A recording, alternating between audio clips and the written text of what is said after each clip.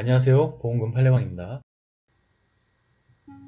중등도 우울병 에피소드 3년간 통원치료 후 목을 메어 사망하였다면 유서가 없어도 자살 사망보험금은 면책인지 여부에 대하여 서울중앙지법 2017 가단 5163-851 토대로 면밀히 사건을 들여다보겠습니다. 우선 기초사실에 의하면 피보험자 망인은 2016년경 상해사망보험을 가입하였고 그로부터 47일 뒤 자택 화장실에서 목을 메어 사망하였습니다. 재판부의 판단.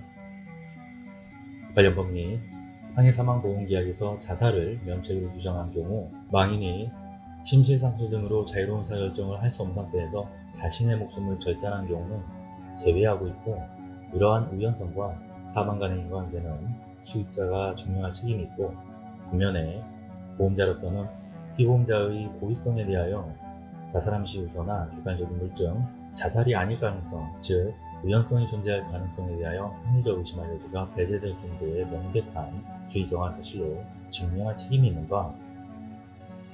먼저 유리한 정황 등을 살펴보며 망인은 2013년경 우울증으로 2016년까지 치료를 받았고 최근에는 우울사파는 그 증상이 점차 악화되어 일상생활이 어렵고 대인관계가 줄어들며 회사에 못 가는 사회적 및 직업상 기능저하가 상당하였고 망인의 진단명은 중등도 우울병 에피소드이며 국가수의 보건감정서에 따르면 혈액에서 우울증 치료 약물이 검출되었습니다.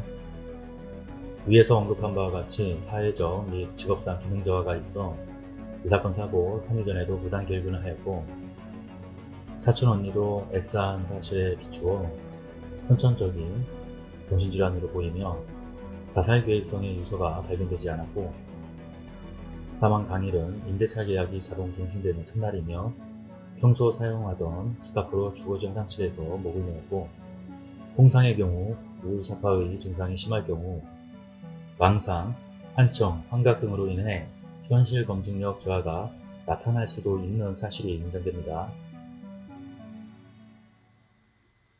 그러나 아래의 불리한 정황 등에 의하면 망인이 이 사건 사고 당시 심신미약 등으로 자유로운 의사결정을 할 수 없는 상태에 있었음을 인정하기 부족하고 달리 이를 인정할 만한 증거는 없습니다. 망인은 입원 치료를 받은 적이 없고 입원을 권고받은 적도 없으며 의무기록상 한청, 환각 등의 증상이 발견되지 않았고 최근에는 우울증이 약간 호전되었고 진료기록 내용으로 보아 망인에게 주변 환경에 대한 현실 검증력 저하가 나타나고 있었다고 볼 만한 사정이 보이지 않습니다. 진료기록 감정서에 따르면 망인이 이 사고 당시 인지능력이나 변식능력, 판단능력이 없는 심실상실 등으로 보이진 않는다라는 의견이 회신되었고 가족과 마지막 통화에서 망인이 요즘 힘이 없어 다른 느낌을 받은 적이 없다라고 하였고 이는 유리한 정황입니다. 부검감정서에 따르면 혈중 알코올 농도는 0.01% 미만이며 약 성분 함량은 치료 농도에 불과합니다. 이도 유리한 정황입니다. 신장이 155.5cm인 망인이 주거지 화장실에서 평소 사용하던 스카프를 이용하여 40cm 높이의 변기에 올라가 목을 매는 방식은 결코 우발적이거나 순간적인 충동에 의한 행동이라고 보기는 어렵습니다. 그러므로 피고는 원고에게 상해사망보험금을 지급할 책임이 없습니다.